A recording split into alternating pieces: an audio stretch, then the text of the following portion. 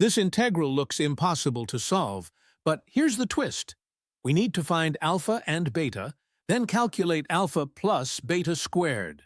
Can you spot the trick that makes everything collapse? Stay with me.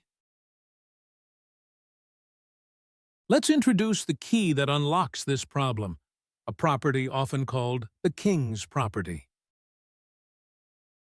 The property states that for an integral with symmetric limits from negative a to a, we can rewrite it as an integral from 0 to a of the sum of f of x and f of negative x. This often leads to significant simplification.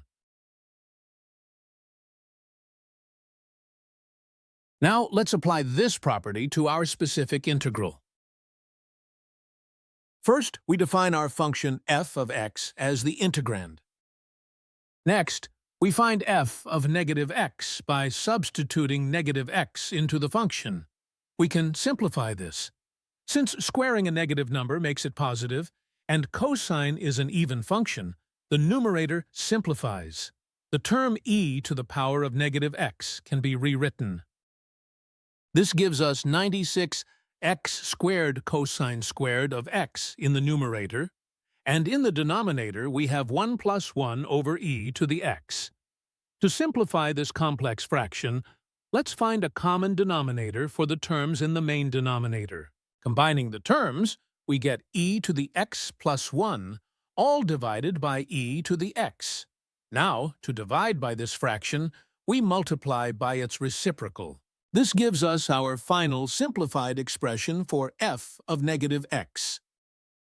Now we can compute the sum f of x plus f of negative x. Both terms share a common factor of 96 x squared cosine squared x, and they have the same denominator. Let's factor this out. Factoring out the common terms leaves a 1 from the first term and an e to the x from the second. And here's the beautiful cancellation. The term 1 plus e to the x cancels from the numerator and denominator. This leaves us with the remarkably simple expression 96x squared cosine squared of x.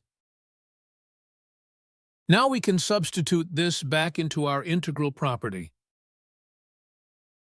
Our original integral I is now transformed into a much more manageable one, from 0 to pi over 2.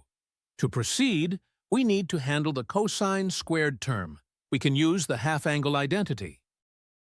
The identity states that cosine squared of x is equal to 1 plus cosine of 2x, all divided by 2.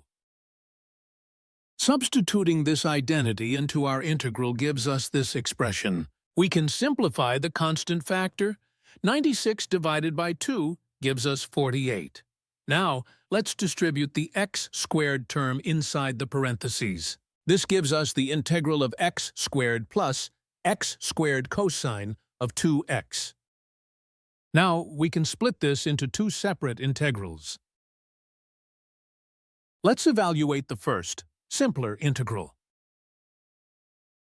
The integral of x squared is x cubed over 3 by the power rule. Evaluating at the limits, we substitute pi over 2 and 0, which gives us pi cubed over 8, divided by 3, resulting in pi cubed over 24. The second integral is more involved and requires integration by parts. We'll use the tabular method, which is very efficient for repeated integration by parts. We create two columns. In the left column, we repeatedly differentiate x squared until we reach 0. In the right column, we repeatedly integrate cosine of 2x. The antiderivative is found by multiplying diagonally alternating signs. Plus, then minus, then plus. Following the diagonals gives us these three terms. Simplifying each term yields the final antiderivative.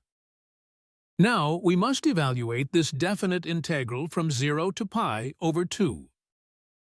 We substitute the upper limit of pi over 2 and subtract the result of substituting the lower limit of 0. The lower limit evaluation results in 0 for all terms. Let's evaluate the trigonometric functions. Sine of pi is 0. and cosine of pi is -1. Substituting these values, the first and third terms at the upper limit become 0. This leaves us with just -pi/4. Let's combine these results to find the value of I. Substituting the values of the two integrals back into our equation for I. Now, we distribute the 48 to both terms inside the brackets. This gives us 48 times pi cubed over 24 minus 48 times pi over 4. Let's simplify these fractions.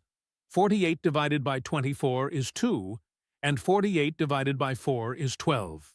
So our integral I equals 2 pi cubed minus 12 pi. To match the given form, we factor out a pi. Now we compare our result with the form given in the problem. By direct comparison, the coefficient of pi squared, alpha, must be 2, and the constant term, beta, must be -12. We've found our integer values for alpha and beta. The final step is to calculate the value of alpha plus beta squared. Substituting the values, we get 2 plus -12, which is -10. Squaring -10 gives us the final answer. 100. Thanks for watching.